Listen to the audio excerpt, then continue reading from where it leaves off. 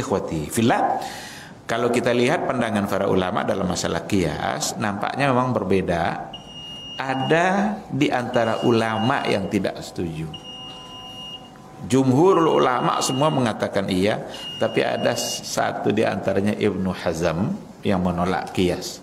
Termasuk juga Syiah menolak qiyas, tapi penolakan Syiah la yu'tabar.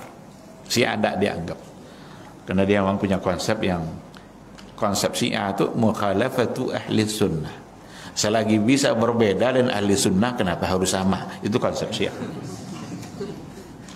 Oleh karena itu perbedaan-perbedaan mereka la yu'tabar. Tapi Ibnu Hazm itu ulama besar, ulama ahli sunnah yang punya pemahaman yang berbeda, sehingga dia menolak persoalan qiyas. Bahkan dia mengatakan bahasa-bahasa yang sangat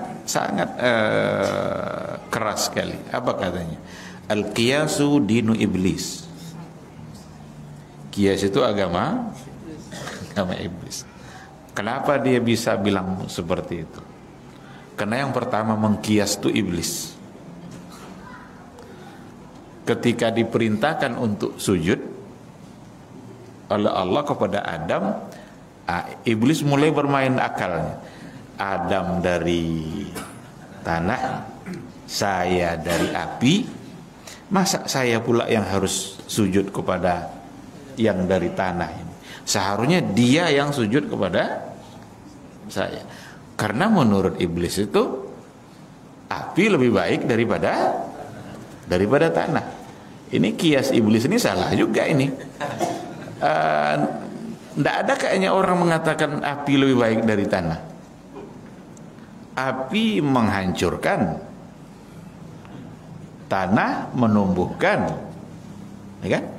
Tidak ada orang kapling-kapling api, tapi banyak orang kapling tanah. Ya kan? Jadi mengatakan bahwa api lebih baik daripada tanah, menurut iblis ini pun salah. Tapi karena keangkuhan dia tidak mau. Oleh Ibnu Hazm, yang dilakukan oleh iblis ini sebenarnya mirip-mirip sama qiyas. Maka keluar bahasa dia, al-qiyasu dinu iblis. Tetapi tentu saja ini tidak sejalan dengan apa yang dikatakan oleh para ulama yang lain. Semua ulama yang lain sepakat untuk menjadikan qiyas sebagai sumber hukum. Ibnu Hazm sendiri ketika menolak qiyas bukan berarti dia menolak hukum-hukum yang ditetapkan oleh qiyas menurut para ulama. Jadi ketika tadi tidak boleh memukul orang tua berdasarkan qiyas, bukan berarti Ibnu Hazm membolehkan memukul, enggak. Tetap tidak boleh. Tapi beliau tidak pakai qiyas. Bukan berarti nanti khamar tidak bisa dianalogikan kepada yang lain. Hukumnya dia terima, tapi dia tidak mengistilahkannya dengan qiyas. Karena secara teori, secara konsep Ibnu Hazm adalah orang yang menolak qiyas. Tetapi yang muktabar di sini tentu saja adalah apa yang dikatakan oleh mayoritas ulama.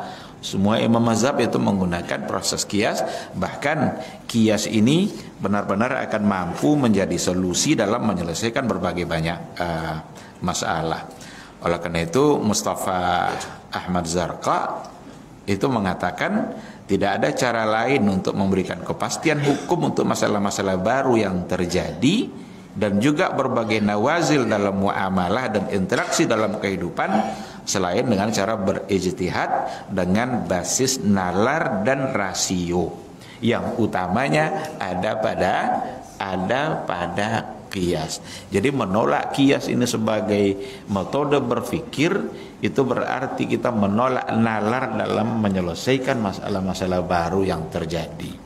Maka yang betul di sini tentu saja adalah pendapat jumhur ulama, bukan pandangan Ibnu Hazm, kecuali kalau kita bawa perselisihan di kalangan mereka adalah perselisihan yang barangkali sifatnya formalitas, karena hukum-hukum yang dihasilkan oleh qiyas Ibnu Hazm juga menyetujuinya, cuma dia menggunakan dalil-dalil